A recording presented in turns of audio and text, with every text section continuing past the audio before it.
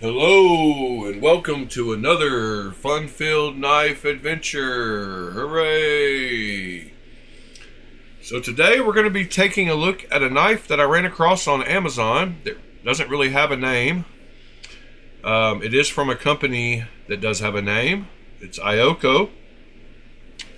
So we will just call it the Amazon Special. And I will show you the knife and then show you the Amazon listing and all that good stuff. So let's get into it. Just a box and the knife, and that's it. That's all you get. That's all you need. So let me set this box to the side here.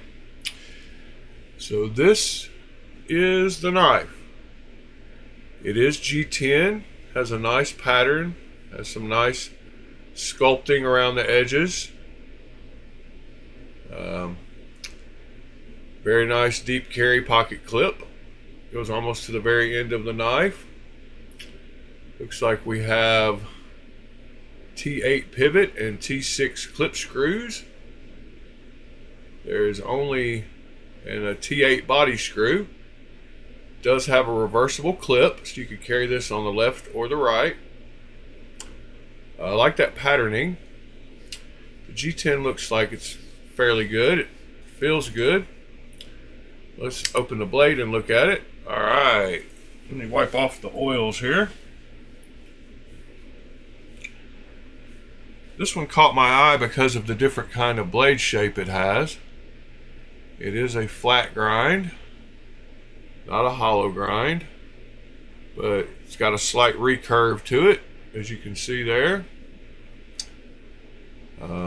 This is a larger knife. It fits my large hands nicely.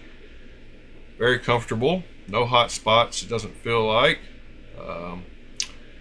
There is no jimping on the back of the blade. I wish there was a little jimping. It does have a decorative little notches there. This one is a D2 blade steel. Still got fingerprints and oil on it. I do like the blade shape. It will probably be very slicey. We will check that shortly. It is a nested liner lock. Action on it feels great. Centering looks great. Yeah, definitely on ball bearings. No blade wiggle. No lock rock. Closes very easily. Very good action. Let's see if I can get it to fail. The detent doesn't feel, it feels good.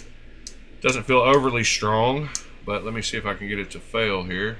Yes, I can get it to fail.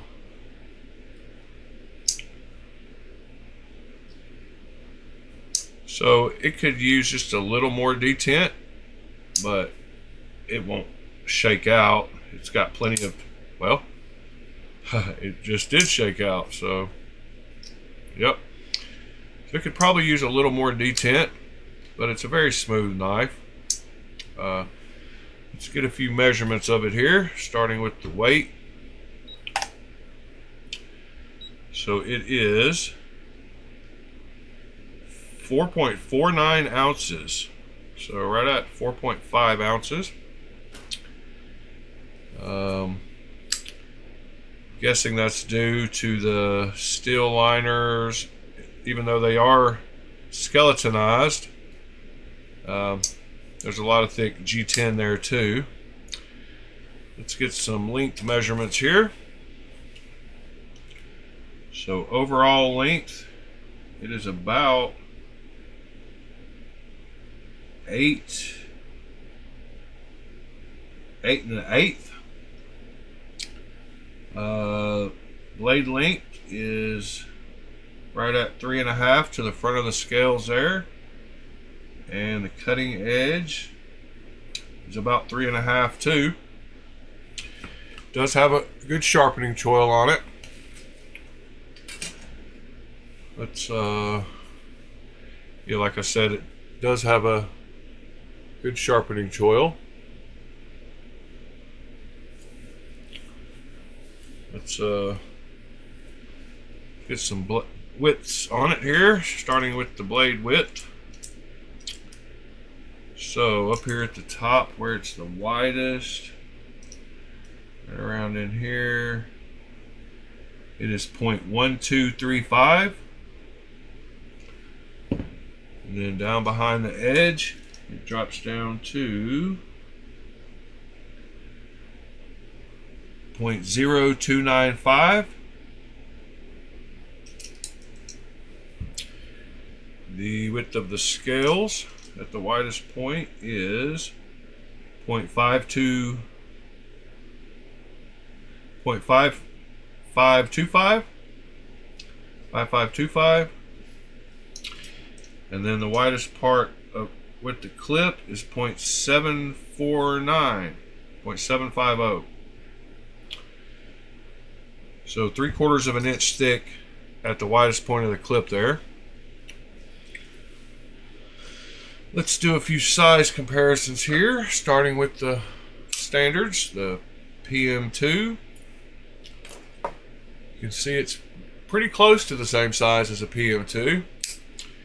And the Para 3, it's a lot larger than the Para 3. Here is the Spyderco Smock.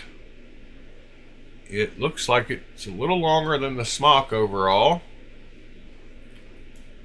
So it is a healthy size knife. Here is the Spyderco Shaman. Looks very similar in blade size and handle size to the Shaman. I need to clean off these knives that I show for example. They lay around here and get dirty. There we go. That one's looking a little better now. It's actually got some marks on the blade, but I need to get some kind of oil or cleaner to go over these sometime, but we won't do that during this video. But as you can see, it's very similar in overall size to the Shaman. Here is the Walmart bug out copy. You can see it is larger than that. And here's a couple of new knives. Here's a Kubi Pioneer. It is just a tad bit larger than that. Here is a Kaiser Crocodile. Very similar in overall length to it, maybe a little longer.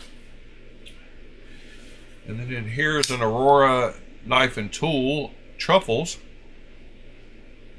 Very, very similar in size to it as well.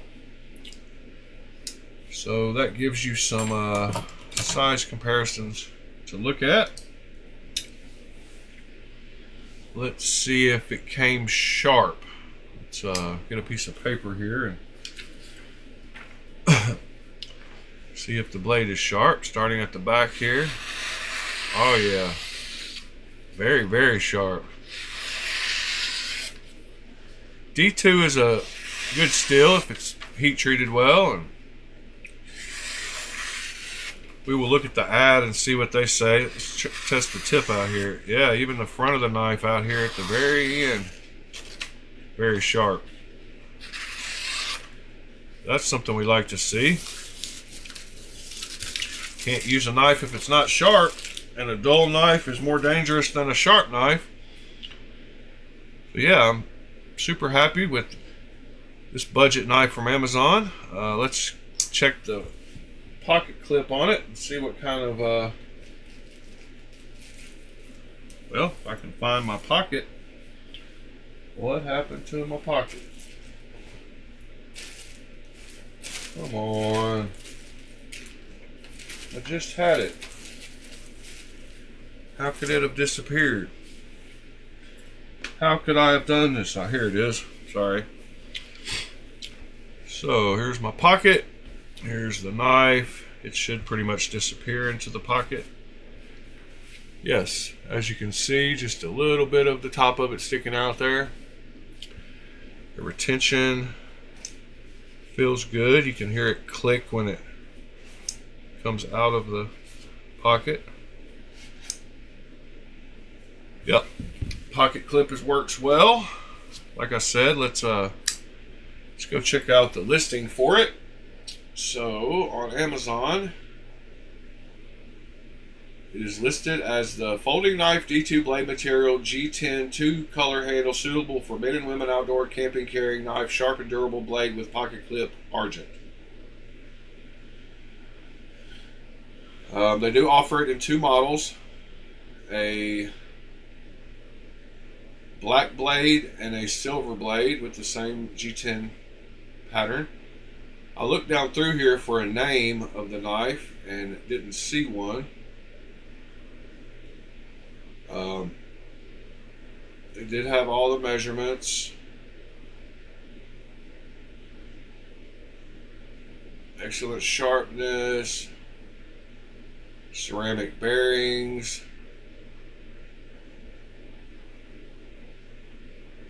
EDC pocket knives with clip.